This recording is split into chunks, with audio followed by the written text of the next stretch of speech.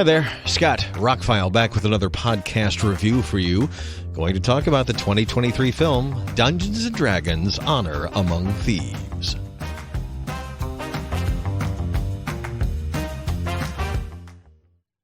The short version is, go see this movie on the big screen and go see it right now, period. End of story.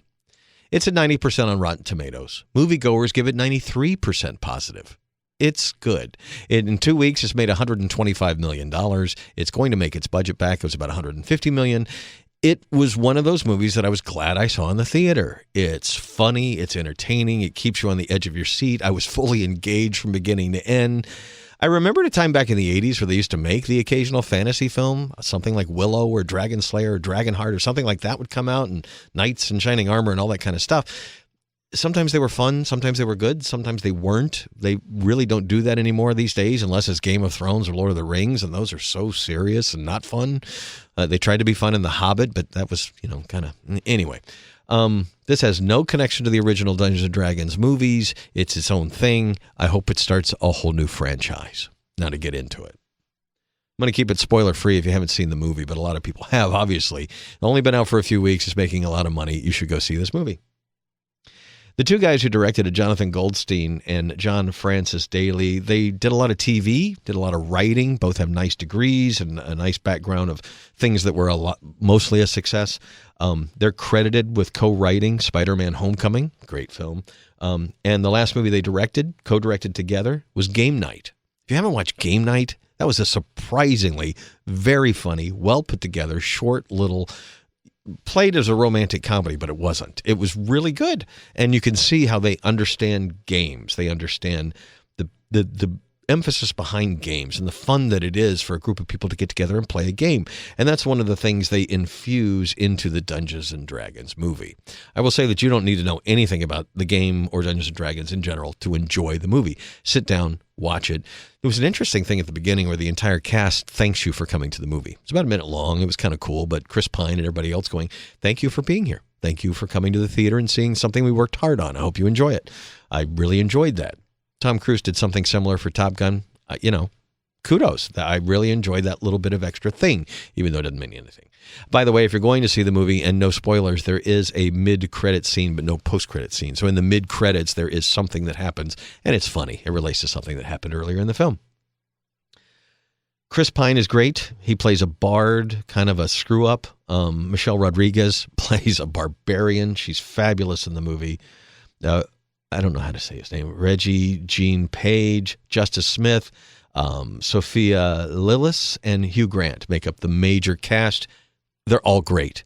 Hugh Grant has been popping up as a villain in several movies lately, chewing scenery and doing very well. He does better in this movie than some of the recent things I've seen him in. I really enjoyed Chris Pine. I thought, oh God, is he going to play Kirk? Is he going to be just Chris Pine? No, he was actually, he was a little Chris Pine because he's Chris Pine, but he actually plays the bard character really, really well. Michelle Rodriguez disappears into this barbarian character, even though she's still Michelle Rodriguez. She's really great in the role. I thought everybody was good. You've got Justice Smith playing a magic user who's not a very good magic user. And you've got a paladin who takes it way too seriously. And it just... there's good moral fiber in the movie because these are kind of all screw-ups who are learning to be better people. They're trying to get Chris Pine's daughter back. They're trying to avenge themselves against one of their own who's kind of stabbed them in the back. They go from one adventure to another. It starts off, there's some info dump at the beginning, but other than that, the movie moves very quickly. It has a great pace to it. It's very exciting. It's very fun.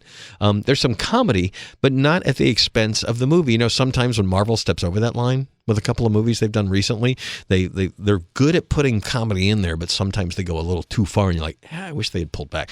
This doesn't go too far with it. They like the perfect level of comedy mixed with adventure, mixed with fantasy and action. The action is great. The fight scenes are great. They're inventive. There was a chase scene by the first third of the movie. It could have just been your standard chase scene, but the way they film it and the way they do it, it's with the druid. It's inspired. It was exciting to watch. It was interesting, and it was reminiscent of one of the scenes of the new John Wick movie, too. Kind of an overhead perspective. It was really cool. And there are several scenes like that in the movie. Not that you would know if you don't play Dungeons & Dragons, but they put like an owlbear in the movie. And an owlbear is one of those monsters. When you came upon it in the game, when they describe it, it's an owl and a bear. And you're like, really? It wasn't, wasn't totally badass until you see it on screen in the movie. And then you're like, wow, okay, owlbears. Got to like them now. But like I said, you don't have to know anything about Dungeons & Dragons. If you have played Dungeons & Dragons, they mention Baldur's Gate, they mention Neverwinter, they mention, gelatinous cubes and some of the monsters and things like that. So all of that's in there for the fans, but you don't have to know any of it. It's just a fantasy film that they show you. There's not really a lot of mythology to get. You get the idea that this is a fighter and a bard and a magic user who aren't very good at what they do, but they're trying to save the day. That movie works in any storyline, whether you've got the fantasy and the effects and all that or not. It's a good storyline of people learning how to be better humans. Then add to it a respect for the source, for the lore, and you get a win-win. Like I said, I had not looked at Rotten Tomatoes. I knew when it came out it was getting good reviews. It's been on my list to go see when I had time. I wasn't excited about it, but the reviews were all good. Some of my favorite reviewers on YouTube really liked it. But I still, I've been burned by Dungeons & Dragons movies in the past. Well, just take Dungeons & Dragons out of it. You want to go see a fantasy movie that's exciting for 2 hours and 14 minutes? It's exciting. It's funny. I had a blast eating my popcorn and drinking my soda and watching the film. It is exactly what I go to the movies for. So it gets my highest recommendation. That. Is it going to win Academy Awards? Probably not, but it will be in a lot of top 10 lists at the end of the year, I guarantee you. It's a crowd-pleasing, fun movie. I was ready to tear this movie apart. I'm a Dungeons & Dragons player from way back. I'm a big fan of fantasy and movies in general. And if it wasn't good, I'd be here.